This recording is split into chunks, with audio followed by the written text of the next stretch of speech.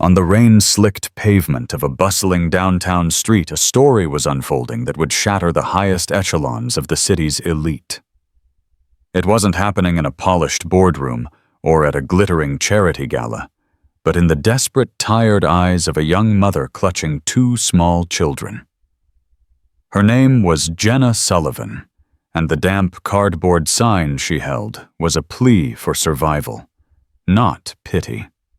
What no one knew, what she could barely dare to dream, was that the father of her 5-year-old twins was about to pass by in a chauffeured, multi-million-dollar sedan, a man who believed she had shattered his heart and vanished 6 years ago. The November wind was a merciless predator stalking the canyons between skyscrapers and sinking its teeth into anyone unfortunate enough to be caught in its path. For Jenna Sullivan, it felt personal. It whipped under the frayed edges of the single thin blanket she had draped over her sleeping children, Noah and Mia. They were curled together on a flattened cardboard box, their small bodies a knot of shared warmth against the chilling grate of a subway vent. It was their third night on the streets of Westport. Mia whimpered in her sleep, her tiny brow furrowed.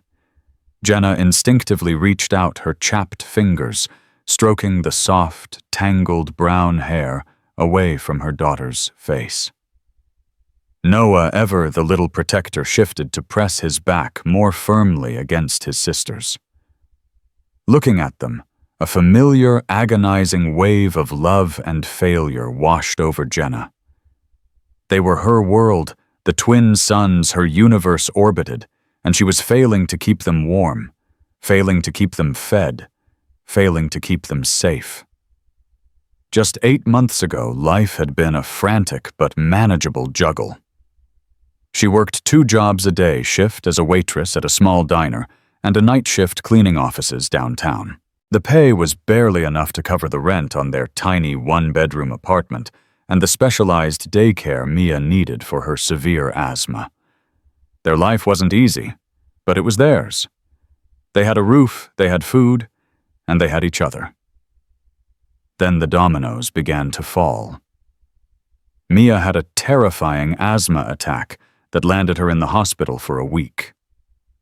The medical bills were staggering, a mountain of debt that Jenna's meager insurance barely touched. To pay the initial deposit, she'd used their entire emergency fund and rent money. While she was by Mia's bedside, she lost the cleaning job for missing too many shifts. A week later, the diner's owner, a kind man named Mr. Peterson, had a heart attack, and his children sold the business to a chain that promptly laid off all the old staff. The eviction notice felt like a death sentence. She had begged, pleaded, offered to work off the debt, but the landlord was unyielding. They were given 48 hours. She sold her phone, their small television, and her late mother's locket, everything of value, for a few $100s. It bought them a week in a grimy motel, where the cockroaches seemed to own the place. When that money ran out, the door to the world had slammed shut. They were officially homeless. Shelters were full with waiting lists stretching for months. Every agency she called offered sympathy, but no immediate solutions. So now their home was this small alcove outside a shuttered bookstore, a space that offered a pathetic defense against the wind. Mommy Noah's voice was a small, sleepy whisper. His eyes, a startlingly deep shade of cobalt blue, blinked up at her. "I'm hungry." The words pierced Jenna's heart. She had half a protein bar left in her worn backpack, saved from a food pantry 2 days ago. It wasn't enough. It was never enough. "I know, sweetie. I know. Mommy will find something soon," she whispered, her voice cracking. She looked at the flow of traffic on the avenue. Luxury cars glided past like sleek sharks, their occupants cocooned in warmth and wealth, oblivious to the small, shipwrecked family on the sidewalk. Shame was a luxury she could no longer afford. Pride didn't fill bellies. With trembling hands, she took out a broken piece of cardboard and a black marker she'd found. Her hands were so cold she could barely grip it. What could she even write? The truth was too long, too complicated. She settled on the raw, desperate basics. Homeless. Mother with twins. Please, any help is a blessing. She propped the sign against her backpack, pulled the blanket tighter around her children, and looked out at the blur of headlights and indifferent faces. For the first time in her life, Jenna Sullivan was begging. Each averted gaze, each hurried step from a passerby felt like a small, sharp stone being thrown at her heart. She wasn't just begging for money, she was begging for a flicker of humanity in a world that had grown cold and dark. And as the first drop of icy rain began to fall, she had no idea that her plea was about to be seen by the one person on earth who could change everything or destroy what little she had left. 6 years ago, Jenna's world wasn't shades of gray concrete and biting wind. It was vibrant, bursting with color, and the dizzying, intoxicating scent of possibility. She was a scholarship student at the State University majoring in art history, a field that felt as magical and distant from her blue-collar upbringing as the moon itself. She worked 30 hours a week at the campus library to make ends meet her life, a carefully balanced schedule of studying shelving books and dreaming. That's where she met him, Damien Forrester. He wasn't like the other wealthy students who treated the library as a social club. He was intense focused, with the same cobalt blue eyes that now stared up at her from her son's face. He was a business major, but he spent hours in the art history section poring over books on Renaissance architecture. Their first conversation was an argument over Bernini's use of marble. She, a passionate student, found his analysis technically brilliant, but emotionally cold. He was amused by her fire, challenged by her perspective. That argument turned into a coffee, which turned into a 6-hour conversation that felt like 6 minutes. Damien's world was one of unimaginable privilege. His family, the Forresters, were practically city royalty, their name etched onto museum wings and university buildings. He lived in a world of drivers' galas and summer homes in the Hamptons. Jenna's world was one of second-hand clothes, instant noodles, and calls home to her loving but struggling parents in a small factory town. Yet together, none of that mattered. He wasn't Damien Forrester, heir to the Forrester Holdings empire. He was just Damien. He loved the way her eyes lit up when she talked about Caravaggio, the way she wasn't impressed by his last name, the way she saw him. She loved his sharp mind, his surprisingly goofy sense of humor, and the way he listened, truly listened, as if her opinions were the most important data in the world. He took her to grimy jazz clubs. She took him on hikes through state parks. They fell in love with a reckless, all-consuming intensity that felt like it could rewrite the stars. He promised her a future filled with travel art and a love that would never fade. He gave her a simple silver locket, engraved with a single word, always. Inside, he placed a tiny, goofy photo of them from a carnival photo booth, their faces pressed together, radiating pure joy. It became her most treasured possession.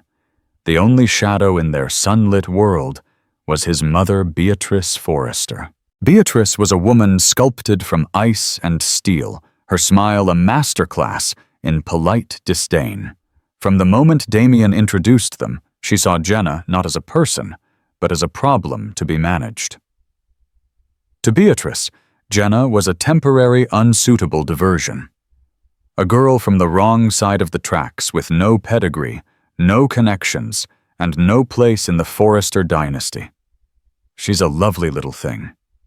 Damien, Beatrice had said once, her voice smooth as silk but laced with venom. But you must understand your responsibilities. Your future wife will be a partner and asset. This is a hobby. Damien defended Jenna fiercely. She's the woman I love, Mother. That's all that matters. He believed his love was a strong enough shield to protect her from his mother's disapproval. Jenna, seeing the adoration in his eyes, wanted to believe it too. But Beatrice was patient. She was a master strategist in a war Jenna didn't even know she was fighting. Beatrice saw their love not as a bond, but as a fortress she needed to lay siege to. She planted seeds of doubt, made passive-aggressive comments about Jenna's background, and constantly reminded Damien of the bigger picture, his legacy, his family's expectations. Their last perfect day together was their 2-year anniversary. They drove to the coast and spent the day on a deserted beach planning a future that felt as boundless as the ocean before them. He talked about starting his own venture capital firm, one that focused on ethical investments. She talked about curating her first museum exhibit. "After we graduate," Damien had said, taking her face in his hands, his blue eyes serious and sincere. "I'm not waiting any longer. I'm going to marry you, Jenna Sullivan. I don't care what my mother or anyone else thinks." He sealed the promise with a kiss that tasted of salt and forever. Jenna, her heart soaring, held on to him, believing with every fiber of her being that their love was invincible. She didn't know that Beatrice Forrester had already set the final devastating phase of her plan into motion. As they drove back to the city, wrapped in the warm glow of their love, the foundations of their world were already beginning to crumble, ready to give way to a betrayal so cold and calculated it would leave Jenna shivering in its aftermath for years to come. The end came with a swiftness and brutality that left Jenna breathless. A week after their anniversary, Damien was sent on a mandatory 2-week trip to Singapore for a Forrester Holdings internship. It was non-negotiable, a final test before his graduation, and official entry into the company. They promised to call every day to bridge the distance with words of love. The first 3 days were filled with sweet late-night calls and texts. Then silence. His phone went straight to voicemail. His texts went unanswered. Panic began to coil in Jenna's stomach. She called his family home, and a cold, formal secretary informed her that Mr. Forrester was unavailable. 2 days later, a sleek black car pulled up outside her small off-campus apartment. A man in a suit handed her a thick, cream-colored envelope with the Forrester seal. Inside was a letter typed on heavy cardstock. It wasn't a letter, it was a termination agreement. The document, drafted by the Forrester family's legal team, offered her a one-time payment of $50,000 in exchange for signing a non-disclosure agreement and ceasing all contact with Damien Forrester. It was cold corporate and utterly devastating. Tucked inside was a shorter handwritten note on Damien's personal stationery. "Jenna, I'm sorry it has to be this way. The trip has given me time to think, to see things clearly. My mother was right. We come from different worlds, and it was foolish to think we could bridge that gap. This was fun, but it's over. I need to focus on my future, a future you can't be a part of. The enclosed sum should help you get a fresh start. Please don't try to contact me. Goodbye. Damien." The world tilted on its axis. The words were his, but the voice wasn't. It was cold, dismissive, cruel. It felt like a stranger had written it. She read it again and again, the ink blurring through her tears. Was this the same man who had promised her forever on the beach just days ago? The money felt like the deepest insult, a cheap payment to make her disappear. She tore the check in half and threw the legal documents in the trash. The letter, however, she couldn't bring herself to destroy. It was a tangible piece of her shattered heart. What she didn't know was that Damien had never written that letter. The handwriting was a masterful forgery commissioned by Beatrice. Back in Singapore, Damien was in a state of frantic confusion. He had been told by his mother that Jenna had cleared out her apartment and left town. Beatrice had produced a letter of her own, a tear-stained, supposedly Jenna-penned confession. My dearest Damien, I can't do this anymore. I've met someone from my own world who understands me. I was dazzled by your life, but I see now it was a fantasy. I fell in love with the idea of you not the man. He's offered me security and I'm taking it. I'm so sorry for the pain this will cause. Please don't look for me. Jenna. To sell the lie, Beatrice had paid off one of Jenna's male acquaintances from class, a struggling artist named Kevin, to pose for a photo with his arm around a smiling Jenna, a photo taken out of context from a group outing months earlier. Presented with the letter and the photo, Damien's world imploded. The woman he loved hadn't just left him. She had betrayed him for money. His love turned to ash, replaced by a cold, bitter rage. His mother was there to comfort him, to tell him he was better off, to steer him back toward the path she had chosen for him. Back home, 2 weeks after receiving the letter, Jenna discovered the final devastating twist. She was pregnant. A tiny spark of hope flickered through her grief. This changed everything. Damien had to know. He would see past his mother's influence. A baby, their baby, would bring him back to her. She wrote him a long, desperate letter, pouring her heart out onto the page. She told him about the baby, about her unwavering love, about her belief that his letter had been coerced. She begged him to meet her, to just talk to her. She even included the ultrasound photo, a tiny grainy speck that represented their future. She sent it via registered mail to his family's estate, the only address she had. The letter was intercepted by Beatrice. She read it with an icy calm, her expression unreadable. She saw it not as a plea for love, but as a threat to her life's work. She threw the ultrasound photo and the letter into the fireplace, watching them curl and blacken into ash. A week later, Jenna received a final crushing blow. A letter from the Forrester family's lead attorney. It stated that Mr. Damien Forrester had received her unfounded and manipulative claim and unequivocally denied paternity. It went on to say that any further attempts to contact him or his family would be met with a restraining order and legal action for harassment and attempted extortion. That was it. The final door slammed shut. He didn't just not believe her. He thought she was a liar and an extortionist. The pain was so profound, so absolute, it was like a physical death. Heartbroken and pregnant with her own family, hundreds of miles away and struggling with their own problems, she dropped out of university, packed her meager belongings, and disappeared, determined to raise her children, as she would later discover on her own, far away from the poison of the Forrester name. The dream was dead, replaced by the grim reality of survival. 6 years later, Damien Forrester was the man his mother had always wanted him to be. He was the CEO of Forrester Holdings, a ruthless and brilliant businessman whose name was synonymous with success.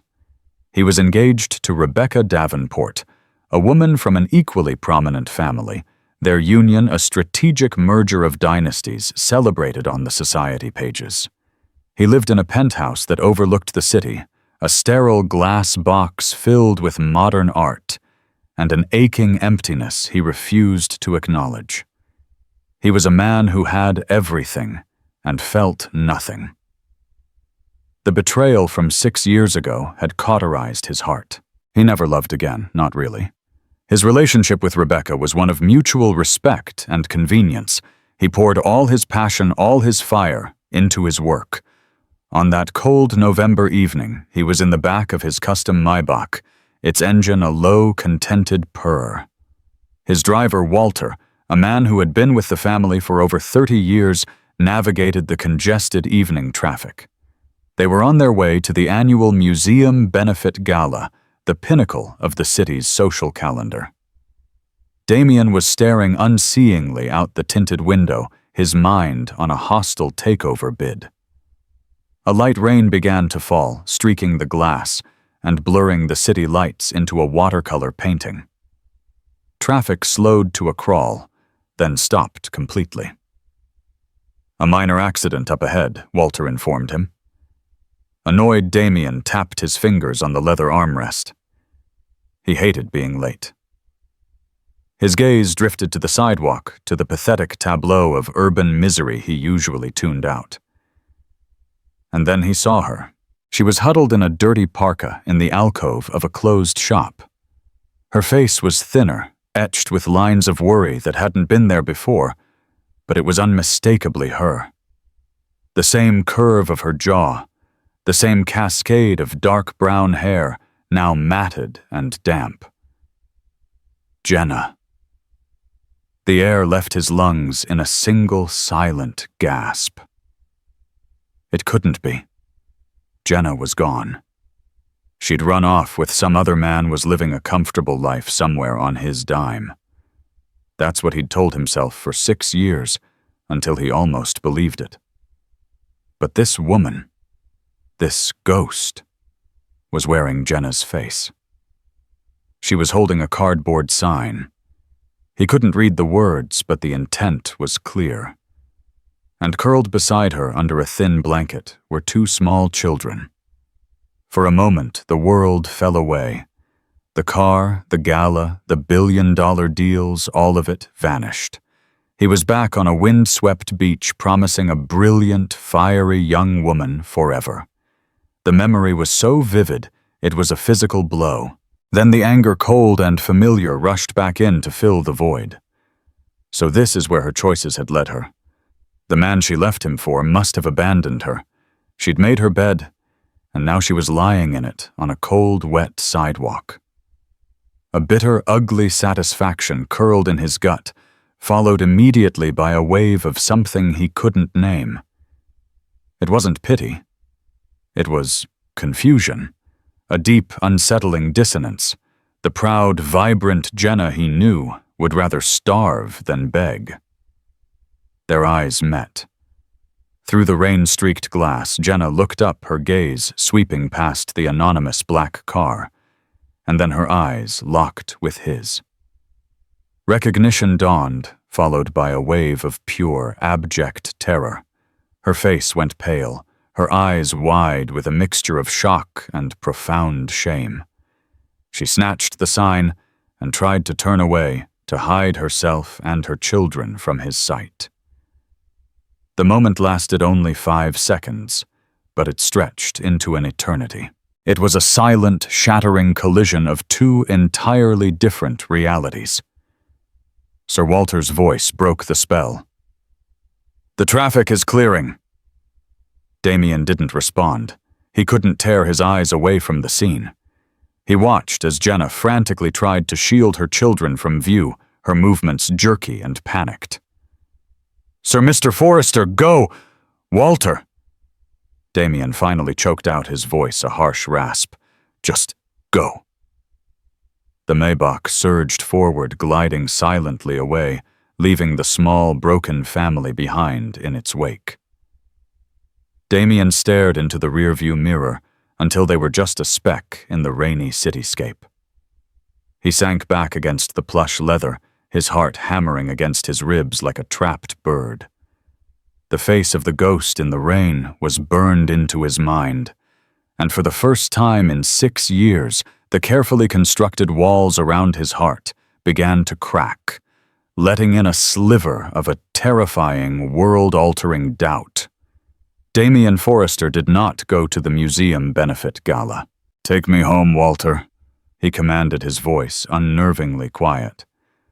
Rebecca would be furious, his mother disappointed. He didn't care. The image of Jenna gaunt, terrified, and homeless had short-circuited his entire reality. Back in his penthouse, the silence was deafening. He poured a glass of scotch, the amber liquid doing nothing to quell the tremor in his hands.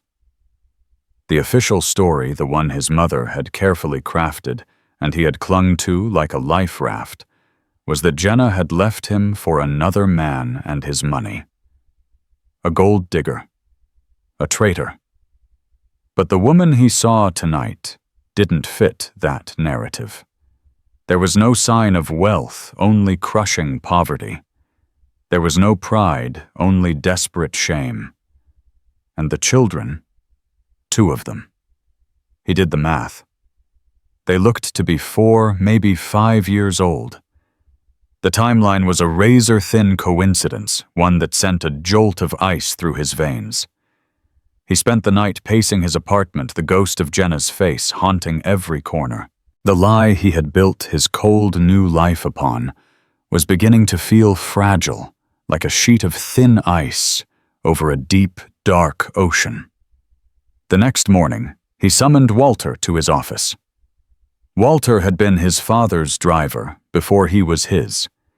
He was a quiet, observant man who had known Damien since he was a boy and had been privy to the family's inner workings for decades. He was also one of the few people who had known and liked Jenna. Walter Damien began foregoing any pleasantries. Last night, the woman on the street. You saw her, didn't you? Walter stood stiffly, his gaze fixed on a point just over Damien's shoulder.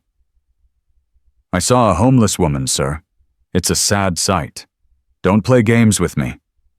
Damien snapped, his voice sharp. You knew who it was. It was Jenna Sullivan. Walter's professional mask finally slipped. A flicker of deep sadness crossed his aged face. Yes, sir, I believe it was. You drove me home from her apartment the day I was told she left. Damien pressed, his mind racing. You were there. What did you see? Walter hesitated, his loyalty to the family warring with something else, something that looked like guilt. I saw what I was told to see, Mr. Forrester. An empty apartment, a letter on the counter. And you believed it. Damien's voice was dangerously low. You met her, Walter. You talked to her. Did she ever strike you as the kind of person who would do that? Who would sell her love for a payoff? The old driver finally met his eyes. The look in them was one of profound regret. No, sir. She did not. Miss Sullivan. She had a light in her, the kind money can't buy, and she looked at you like you were the only man on earth. The simple, honest words struck Damien harder than any accusation. After you left for Singapore, Walter continued, his voice barely a whisper. Your mother handled everything. She packed the apartment. She said Miss Sullivan had taken what she wanted and left, but I saw the girl's things in the trash, sir. Books, a small box of photos. Things a person wouldn't leave behind if they were starting a new, wealthier life. A cold dread seeped into Damien's bones. Why didn't you ever say anything? It wasn't my place, Walter said, his voice heavy with the weight of his long silence. And your mother, Mrs. Forrester, she can be very persuasive. She made it clear the matter was closed. And you, sir, you were so full of anger, I didn't think you would have listened. Damien's mind reeled. His mother had handled everything. She had presented the evidence. She had comforted him. She had orchestrated his grief and fury. He thought back to the letter, the one he'd received in Singapore. The handwriting had been hers, but the tone, the cruel, dismissive words had always felt wrong. He'd chalked it up to his own heartbreak, his refusal to see the truth. But what if the truth was something else entirely? There's one more thing, Sir Walter said, his voice pulling Damien from his spiraling thoughts. About a month after it all happened, a registered letter arrived for you from a town upstate. I signed for it. Your mother took it from me before I could give it to you. She said she would handle it. A registered letter. A month later. From a town upstate. The pieces were slotting into place, forming a picture so monstrous he could barely look at it. Find her. Walter. Damien ordered, his voice thick with a terrifying new resolve. I don't care what it takes. Check every shelter, every soup kitchen, every street corner in that district. Find Jenna Sullivan. I need to talk to her." As Walter left the room, Damien stood and walked to the panoramic window. The city sprawled beneath him, a kingdom he had conquered. But he suddenly felt like a fool, a puppet king whose strings had been pulled for 6 long years. The question was no longer if he had been lied to, but how deep the betrayal ran. And the answer he suspected was sleeping on the cold city streets with her 2 small children. Finding Jenna was harder than Damien had anticipated. She wasn't on the same street corner. Fear and shame had driven her back into the anonymous shadows of the city. For 2 days, Damien's private security team, guided by Walter, combed the city's network of shelters and support centers. They finally found a record of her at the St. Jude's Family Shelter, a clean but overcrowded facility in a run-down part of town. Damien didn't send an emissary. He went himself. He traded his bespoke suit for simple jeans and a dark jacket, but even then he felt like an alien stepping onto another planet as he walked through the shelter's doors. The air inside smelled of disinfectant and despair. The sound was a low hum of quiet conversations, crying babies, and the hollow coughs of the weary. A kind-faced administrator named Maria led him to a small, sterile family room. "She's very protective of the children," Maria warned him. "She was terrified when your people started asking for her. Please be gentle." Jenna entered the room a moment later alone. She had sent Noah and Mia to the playroom, a small, colorful corner of the shelter that was their only sanctuary. She looked worn. The woman standing before him was a fragile echo of the vibrant girl he had loved. There were dark circles under her eyes, but those eyes, when they met his, flashed with a defiant, wounded pride. "What do you want, Damien?" she asked, her voice thin but steady. There was no warmth, no flicker of the past. Just the flat, hard tone of a survivor. "I saw you," he said, his own voice sounding foreign in his ears. "On the street. I had to find you." A bitter, humorless laugh escaped her lips. Did you come to see how the other half lives? To gloat? To see what happens to a girl from the wrong side of the tracks when she's thrown away? No, Jenna." "That's not it," he said, taking a step forward. She flinched and took a step back. "Stay away from me. You made it very clear 6 years ago that you wanted nothing to do with me. You and your family's lawyers." The words hit him like a physical blow. "My lawyers? What are you talking about? Don't pretend you don't remember." She shot back, her voice trembling with years of pent-up rage and pain. "After you sent me that disgusting letter, that payoff, I found out I was pregnant. I wrote to you. I poured my entire soul into that letter, Damien. I told you about our baby. I begged you to just talk to me. And what did I get in return? A threat from your legal team accusing me of extortion and denying everything. You didn't just break my heart, you tried to erase me. You tried to erase your own child." Damien stared at her, his mind struggling to process her words. A registered letter. Denying paternity. Accusations of extortion. It was exactly what his mother would do. "Jenna, I never saw that letter," he said, his voice raw. "I swear to you, I never got it." He pulled out his phone. "And this letter you mentioned, the one with the money, I didn't write it." He quickly found an old email he had written and showed her the screen. "Look at my signature. Compare it." Jenna glanced at the phone, then back at him, her expression a whirlwind of confusion and distrust. "What are you saying?"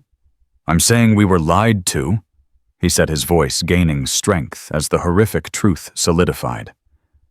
"My mother, she showed me a letter supposedly from you. It said you were leaving me for someone else." "That's insane," she whispered, shaking her head in disbelief. "Why would I? We were happy, I know." The simple affirmation hung in the air between them. For the first time, a crack appeared in her armor. He saw the flicker of the girl he once knew, the one who had believed in him. "I need to see them, Jenna," he said softly. "The children." Her protective instincts flared immediately. "No, you don't get to just walk back in after 6 years of hell. Please," he begged the word, feeling inadequate for the chasm between them. I need to see." Hesitantly, as if she were moving against her own will, she went to the door and called for her children. They ran in a moment later, 2 perfect miniature human beings. The girl Mia had Jenna's dark hair and warm, cautious eyes. But the boy, Noah, it was like looking at a photograph of himself as a child. The same unruly brown hair with a slight wave, the same determined set of his jaw, and the same startlingly cobalt blue eyes. His eyes.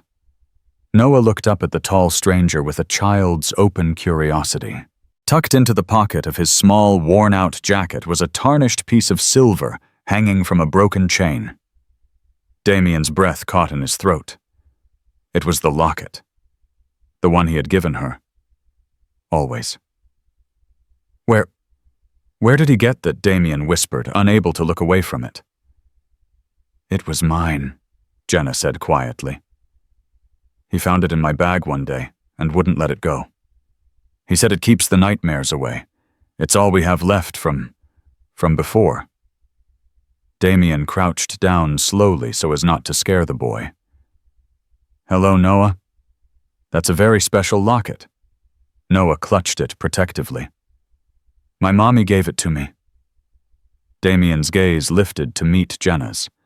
In her eyes he saw the confirmation of a truth so profound it buckled his knees. These were his children. His son was clutching the promise he had made to their mother, a promise he had been tricked into breaking. For 6 years his children had been alive, breathing, struggling, and he had known nothing. He had been living in a gilded cage while his real family, was starving on the street. The sheer cataclysmic scale of the deception of his mother's cruelty washed over him, and he felt the world fall out from under his feet. Damien left the shelter in a daze.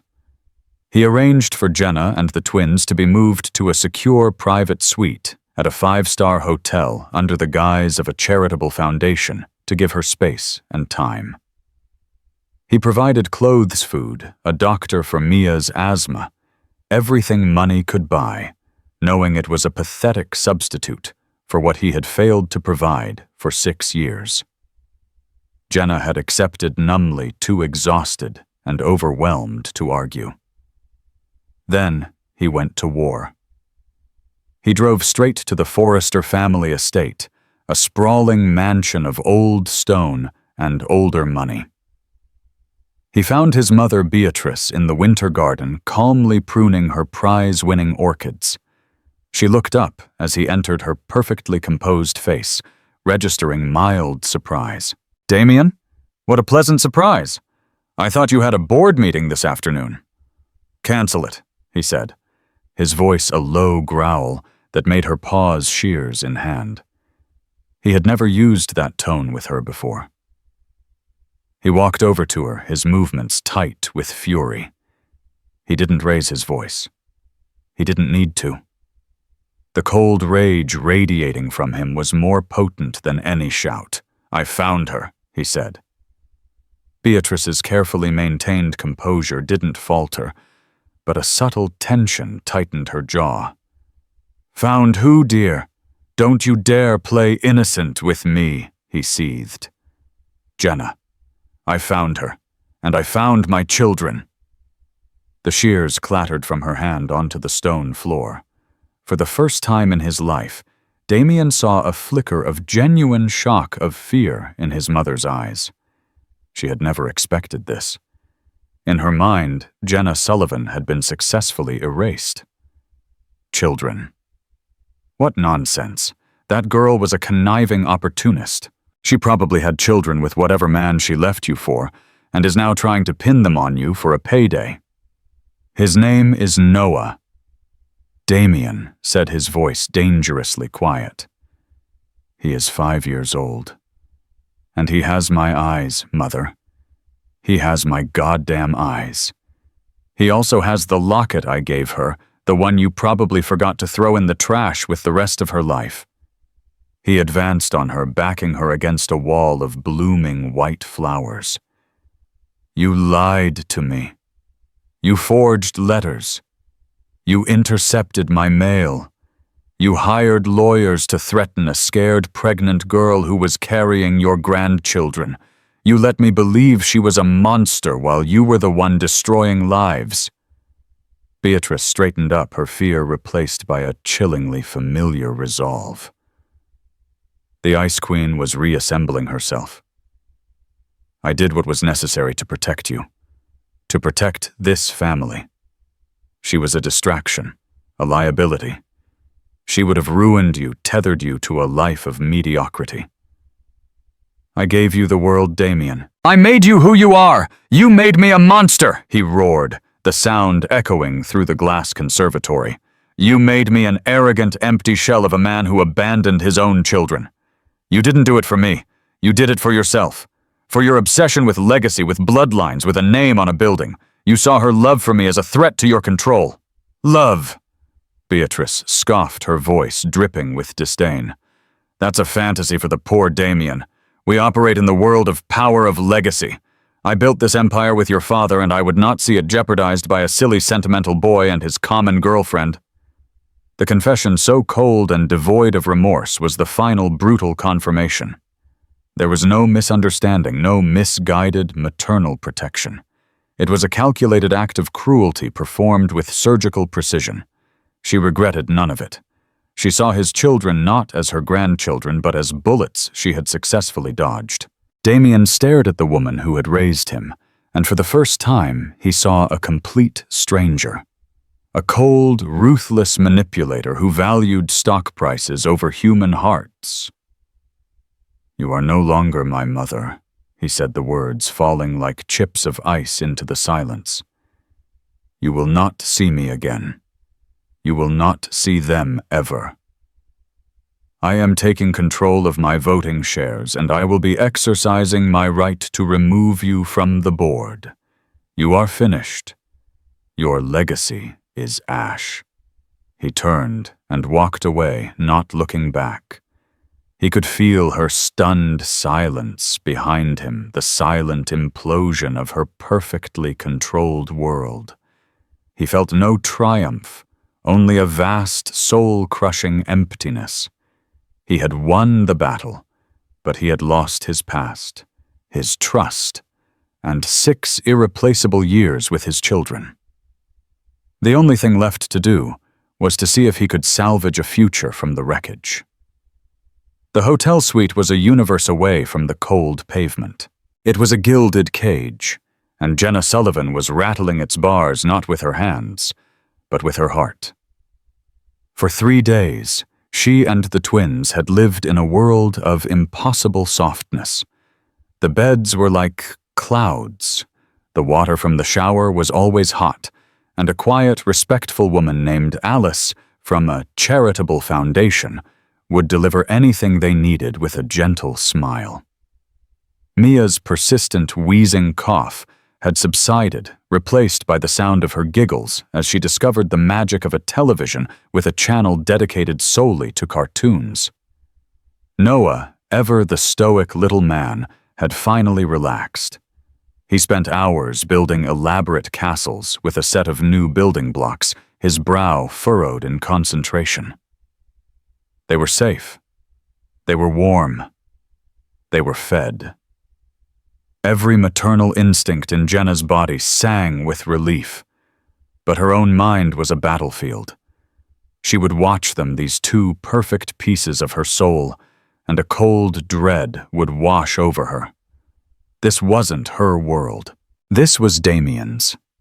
It was a world of temporary comfort bought and paid for by a man who was still a ghost to her. Was this an act of conscience? A prelude to a custody battle, a way to clear his name before he cast them aside once more? She had spent 6 years building a fortress of hatred and resentment around her heart to survive. Now, kindness was the battering ram threatening to bring it all down, and she was terrified of what she would find in the rubble. On the third evening, there was a soft knock on the door. Her heart leaped into her throat. It wasn't Alice. She knew instinctively it was him. She opened the door to find Damien standing there.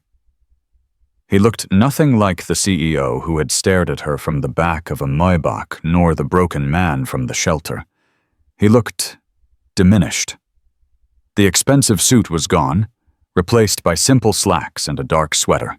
There was a haggardness to his eyes that spoke of sleepless nights, and he held a large, simple brown paper bag in his hands, as if it were a shield. "Can I come in?"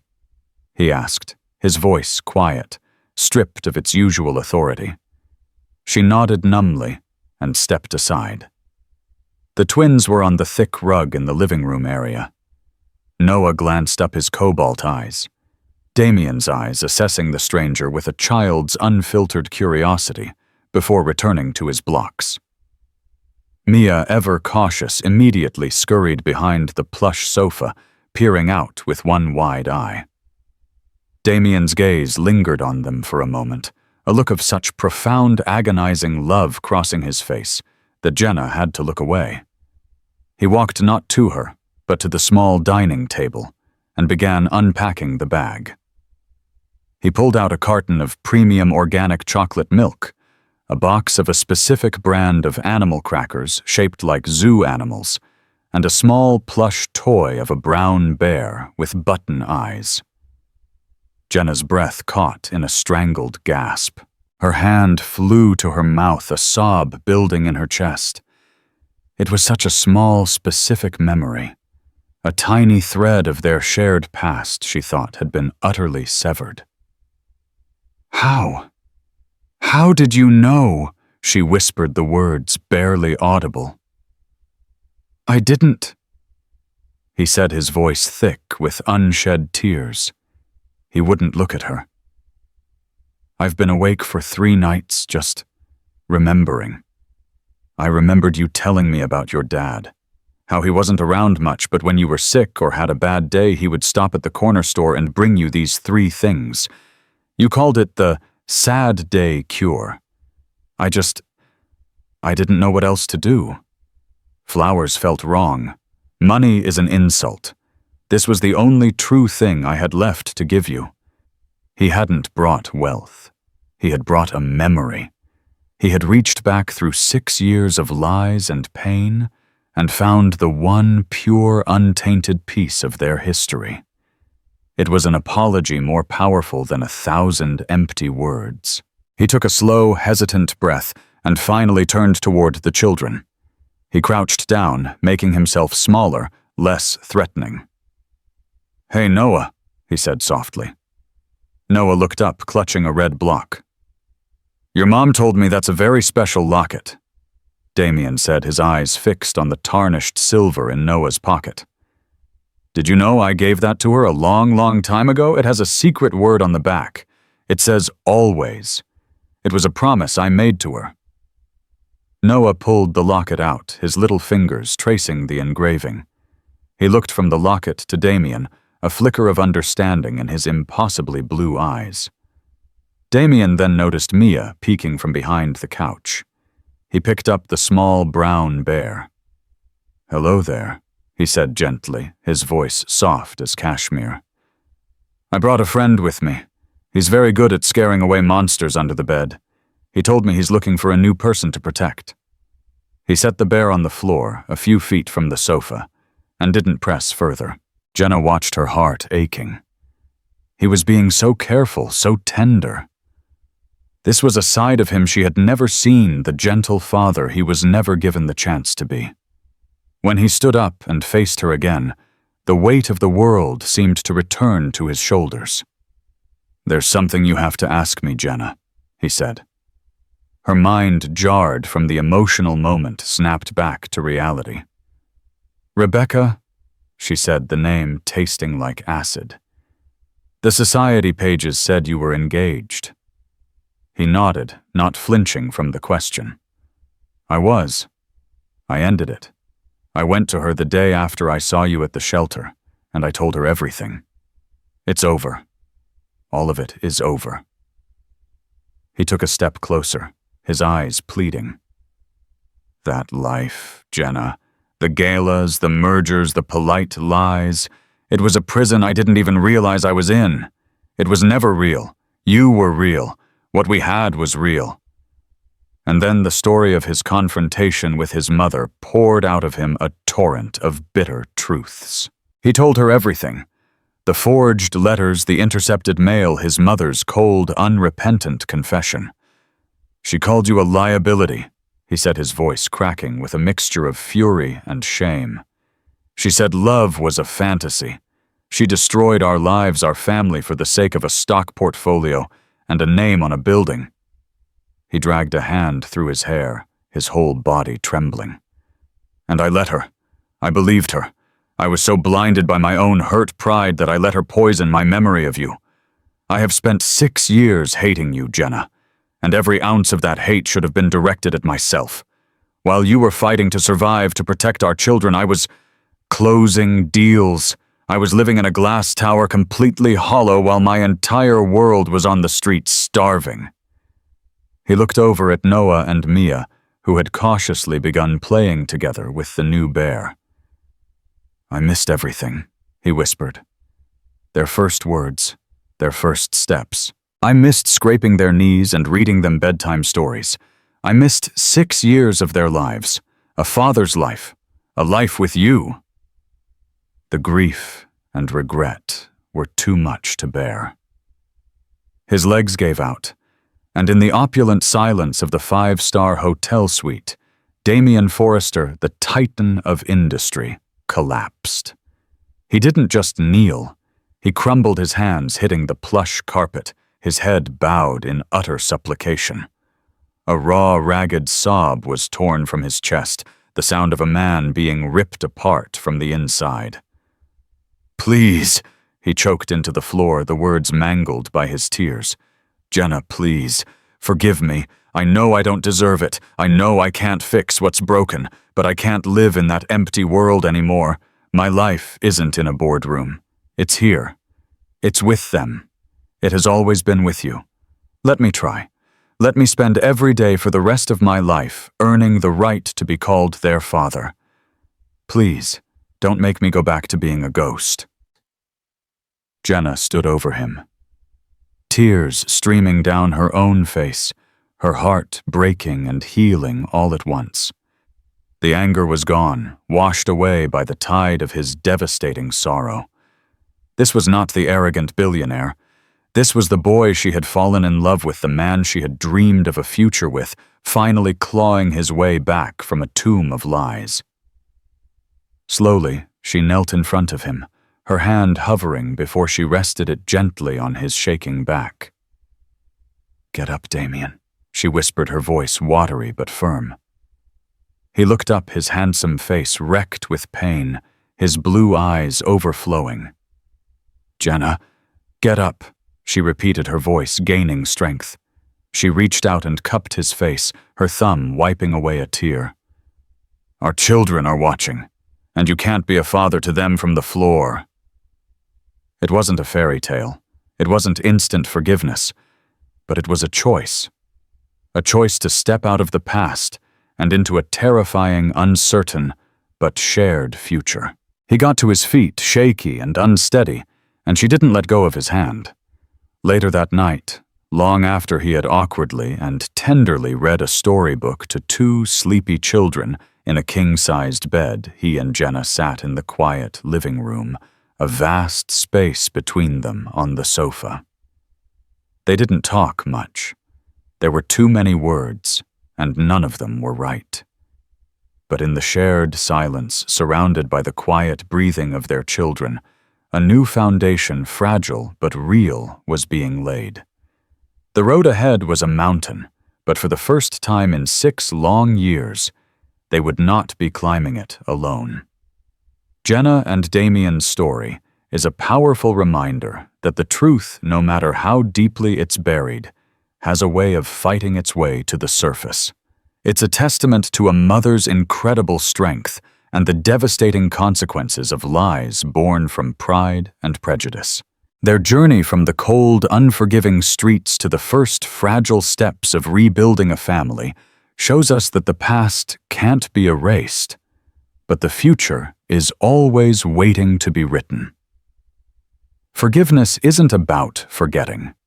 It's about choosing to build something new on broken ground. If their journey from heartbreak to hope touched your heart and made you believe in the power of second chances, please show your support. Hit that like button to let us know this story resonated with you.